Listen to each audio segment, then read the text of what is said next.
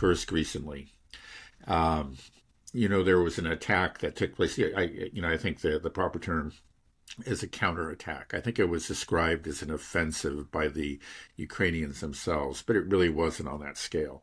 It was a significant counterattack. They did throw quite a bit into it, but it was, we're talking about a couple dozen vehicles. It's not. It couldn't be described as an offensive. Um, there's simply no way to describe it as an offensive. But they clearly made a real attempt. They had prepared for this. Interesting, I think they've been preparing for it for a while, and but they didn't do a very good job of keeping their plans confidential. Because apparently, about 2 days before the counterattack, military bloggers in Spain were discussing it. It's going to happen at this time and in this way, and it was just as they said. So I don't know how that got, this information got leaked to them, but it was out there, and clearly the Russians knew that it was going to happen. They were completely prepared for it, and so it was. You have to say that it was just a total resounding failure for the Ukrainians. They attempted to punch, I think it was like northeast, and it's not clear why they were trying to do that because there really wasn't anything in that direction. There really isn't anything, in that area of Kursk anyway. But I think they managed to occupy part of a hamlet for about a day, and then the Russians drove them back with very significant losses. I mean, there are a lot of videos and photos out there of smoking hulks of armored vehicles. I think just like all of their vehicles were destroyed. They began the attack with, I guess it was a column of armored vehicles and a demining vehicle, and it was under a kind of a bell jar of EW. Which was, it was not very extensive, but it was quite powerful, just in that limited area. The problem is that the Russians, actually somewhere around the start of the Kursk incursion, began using fiber optic drones, which are completely impervious to EW. And so, when they realized what was going on, they quickly switched over to their fiber optic drones and just started taking out these vehicles one after another. So you have to say it was a terrific failure. They made a real effort. I mean, there was the initial attack, and they tried to push in, other forces behind them, but it achieved nothing. They made a very small advance on the first day, and then within 2 days, they were back to where they started, and all they had to show for it were these very severe losses. And to give you an idea of how easy it was for the Russians to deal with this attack, while this was going on, just a few kilometers away, the Russians continued with their own offensive. And just like in the period of this counterattack, they took another, 3-4 hamlets, tightening the noose further in the Kursk region. So I think, if anything, it was a huge demonstration of Ukrainian weakness. I mean, it just seems, I think you can see from this that Ukraine really is on, maybe I shouldn't say its last legs, because it just seems like they always have a little something left. But they're clearly much weaker than they used to be. When we saw counterattacks like this maybe a year ago, they would achieve something. They'd be able to hold on to a village, for a week or 2 weeks, and then eventually the Russians would push them back. They just achieved nothing, and the Russians hardly seem to even notice. Again, the neighboring forces, they didn't have to shift any forces or anything. They continued with their own offensive.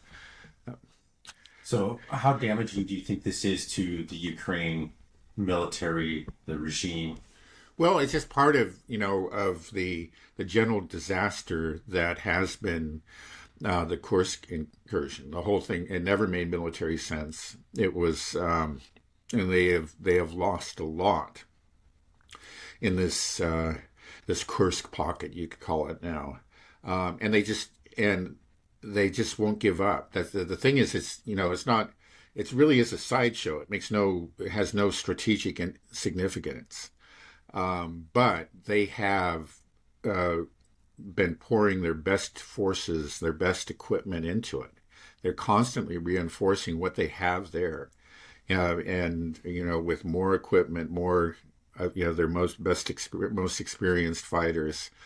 Um, so it is, it's just part of this most recent counterattack is part of an ongoing disaster. Right. I've heard that more equipment and was lost in the Kursk region than all of the 2023 summer offensive. Is that Yeah. true? Do you know if that? Well, that is Putin's claim, and I think it's probably true. I mean, there was actually, I think it was a New York Times story a few months ago that admitted that the Ukrainians were losing armor at double the rate, losing armor in Kursk at double the rate that they were losing it in other places. And, I think that it has to be at least double the rate. And the reason is actually quite obvious. There's nothing very mysterious about that fact. They don't have the fortifications there. Remember, in the Donbass, they spent 10 years building up these fortress cities and these trenches and tunnels and underground bunkers and reinforced high rises. It's they have a lot of cities, or large towns, large villages in Donbass where they can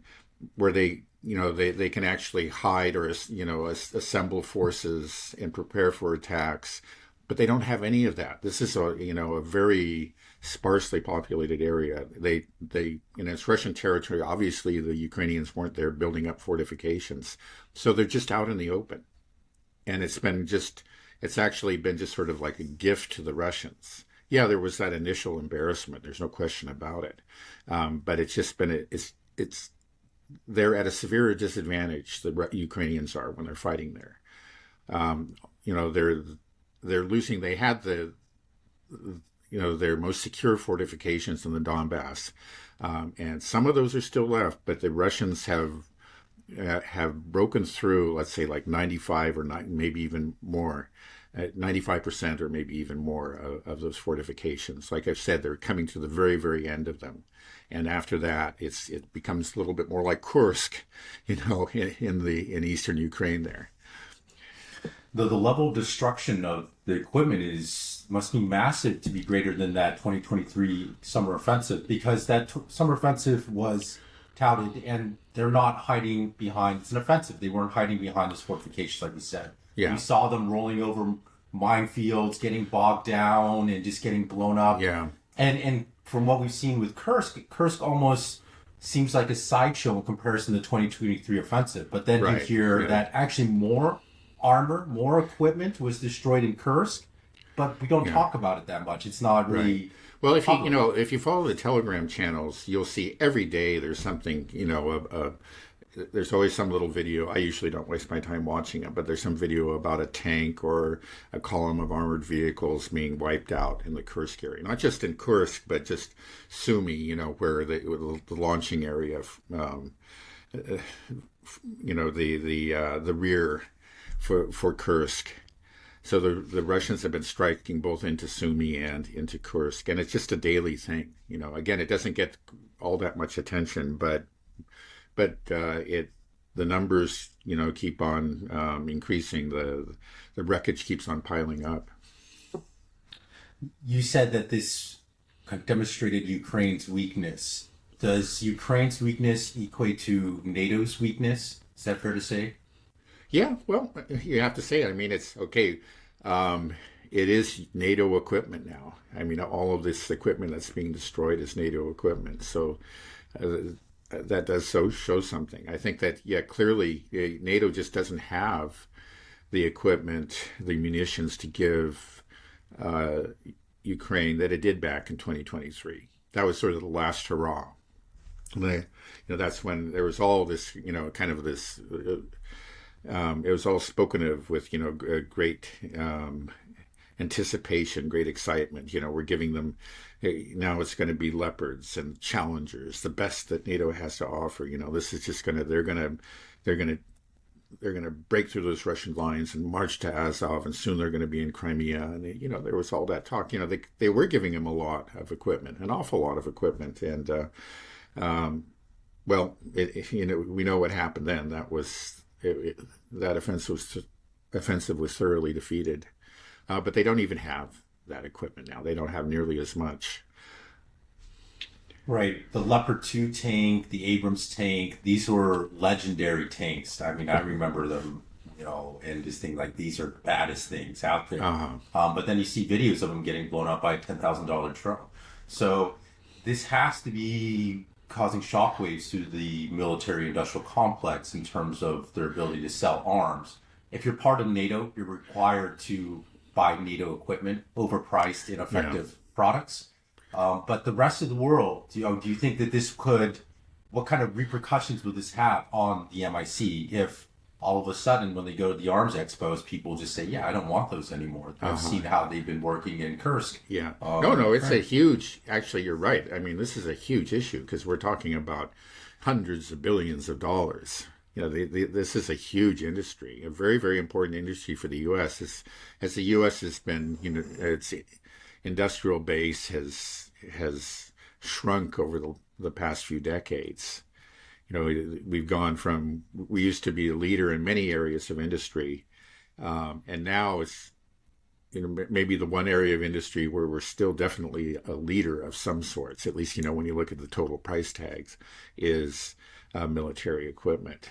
So this is a huge issue. This is a matter, it's almost an existential issue for the U.S. and certainly for the MIC. And I think that probably explains a lot of the very tight narrative control. It's not just that the prestige of the U.S. is at stake, but a lot of the bottom line for a lot of businesses, for leading corporations in the United States, that too is at stake. And so again, I know it's one reason maybe why we're not seeing the news on destroyed armored vehicles and tanks and so forth in the Kursk region. I think there's probably a deliberate effort to suppress that kind of news. You said it's existential potentially. So what do you think could be the fallout exactly if maybe people... it's definitely existential for MIC. I might be overstating it a bit when you're talking about the U.S., but it's highly significant. It's more than highly significant. We're talking about probably the leading industry, and if it takes a severe blow, that is going to do serious damage to the U.S. economy. Then will it? In my mind, it would just sort of affect just a few people that are really lining their pockets. Would it really affect the everyday American economy, or could this be a good thing for if the MIC is exposed? If it was, of course, the people that make the most money off of it are the CEOs and the lobbyists and so forth, the Congress critters, but U.S. workers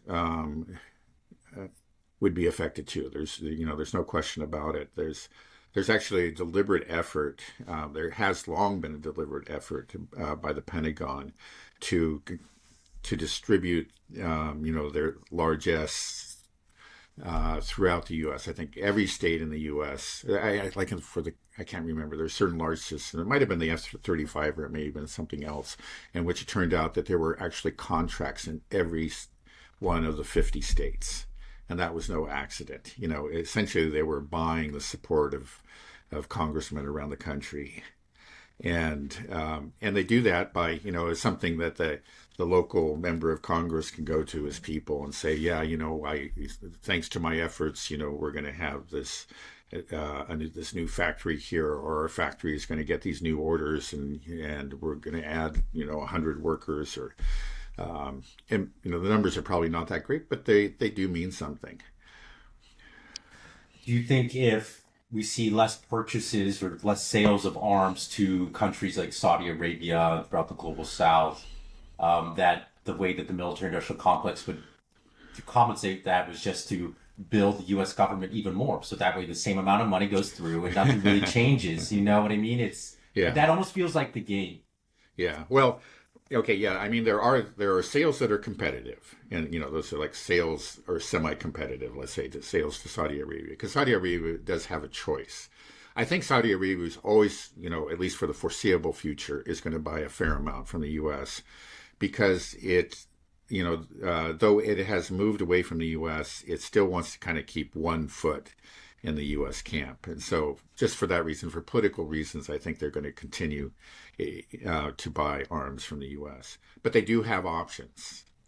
And they've already started to exercise, that option. Like recently they bought, it was an air defense system from Russia, which they had never done before. And I think that's going to be part of a trend. So, some countries like Saudi Arabia are going to just kind of maybe split things and maybe get half their arms from the U.S., but the other half from Russia and maybe China or other countries.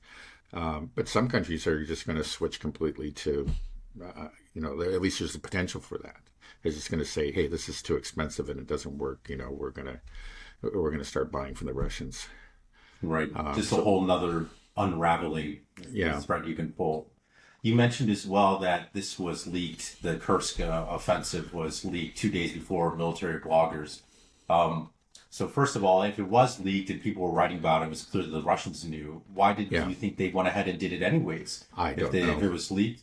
And are these leaks, are they becoming more and more prevalent? I've only heard about it in this case. Like the Kursk incursion itself was a real surprise. I know there's this theory that the Russians might have known about it and laid a trap. I don't believe that for a number of reasons. It's not impossible, but I think they were taken by surprise. And so they had done, quite a good job of keeping their preparations secret. I think one of the reasons that they succeeded with Kursk is that there had been a lot of talk that the Russians were maybe planning some kind of incursion in the area. And so, if a buildup of forces could have been defensive, and maybe that's how the Russians, interpreted it. But, that's one thing. Yeah, I can't explain why security was so bad in this most recent case. And I don't know if it's part of a trend or not. It may be that there's just kind of maybe growing dissent within the Ukrainian military. They're really frustrated with what's going on. And, they're starting to talk and complain. Right. Yeah, something you mentioned was the use of fiber optic drones. Right.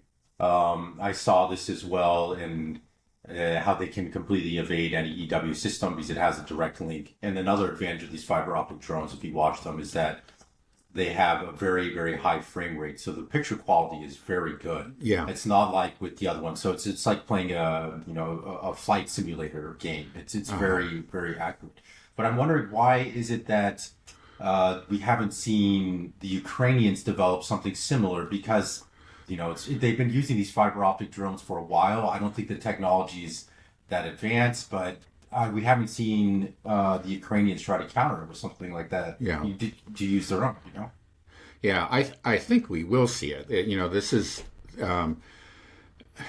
this conflict has seen both sides kind of go through multiple generations of drone technology. Drone technology has been evolving rapidly throughout this conflict. And at the start, Ukraine was actually clearly in the lead. It was an area in which the Russians underinvested.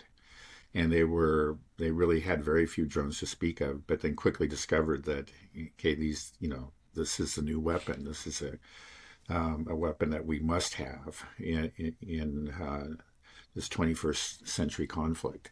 And so they began to catch up, and now I think everyone acknowledges that the Russians have moved ahead.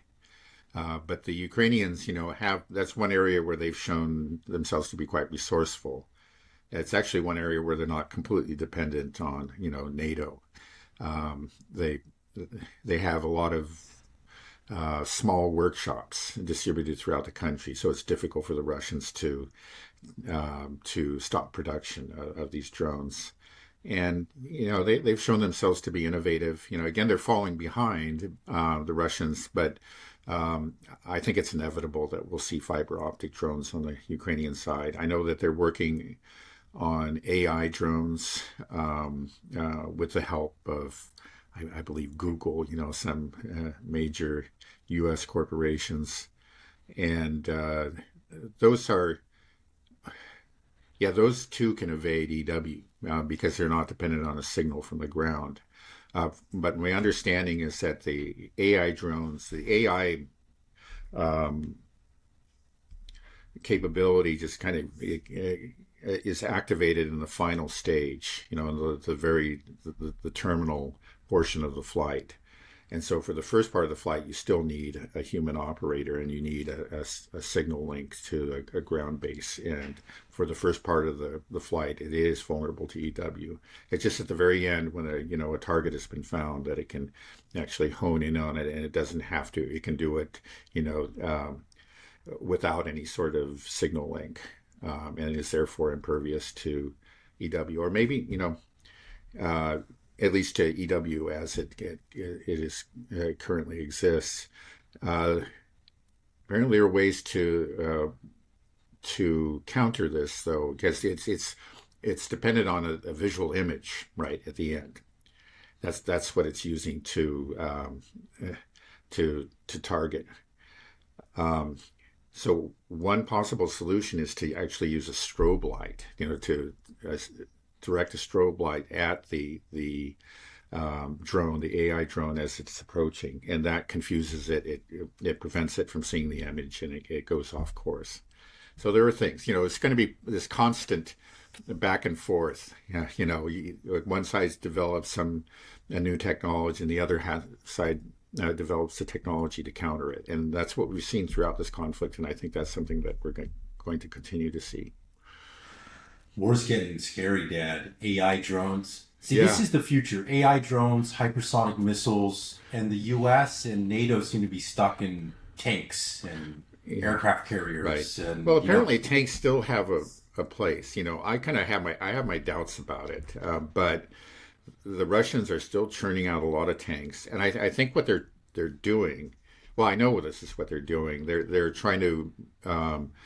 They're modifying the tanks so that they can continue to function in this new battlefield. So you see, they have those cope cages, right? That's something that, like a netting above the tank. That's again is to prevent to protect the tank from a drone that's striking from above. Explode outside of the tank. Right. And then also, I think they're equipping these tanks with EW units. So when a drone is spotted in the area, it directs a beam at the approaching drone. And then I think I also read somewhere, I'm not quite sure, but they're also maybe kind of reconfiguring the armor, because in the past, the concern was actually with maybe a shell that was being fired from another tank that was that had a horizontal, a path that was parallel to the ground, that was horizontal. But now these drones come down from the top, and there is sort of a weak spot on the top of the tank, and I think they're making some efforts to address that weakness. So, yeah, it seems to me like when you see these videos again and again of, again, like you say, a $10,000 drone destroying a $1 million tank or a multi-million-dollar tank, and you kind of wonder, does this really make sense?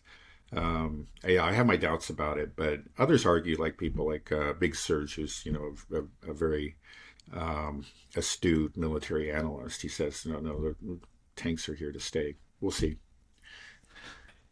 I think one of the most damning things for the future of the U.S. MIC is this war has shown how the inability for the MIC to make adjustments and evolve in this war. We haven't been able. First of all, we can't scale up munition production, but also it seems like we're kind of stuck in just creating the same product over and over again, even though it doesn't work. we haven't seen really much of evolution in terms of NATO equipment. You just said yourself that the drone technology is really largely independent of what the Ukrainians are being innovative on their own out of necessity. But the equipment that they're getting from NATO just doesn't seem to work, and NATO doesn't seem to be evolving it. I've seen these armored columns, but I haven't seen like something simple like the netting over the tanks. I haven't Yeah. seen that on the NATO Yeah. side. Why? Right. This isn't I think I advanced saw. stuff. Yeah, I saw a photo recently, so I think there's just beginning to kind of trickle in. But yeah, I mean, they should be. I agree. I mean, it just seems like there's a lack of awareness. There should be growing alarm, but it's just something that, again, I think there's just this insufferable smugness on the Western side. The sense of superiority, and then, as we've said many times, we have this system that really isn't geared towards winning wars against a peer adversary. It's geared towards lining the pockets of a lot of well-connected people in the West. And again, they're so comfortable with that system that I don't see it changing in any significant way for quite a while. I mean, it should be changing now, but I think the crisis isn't big enough for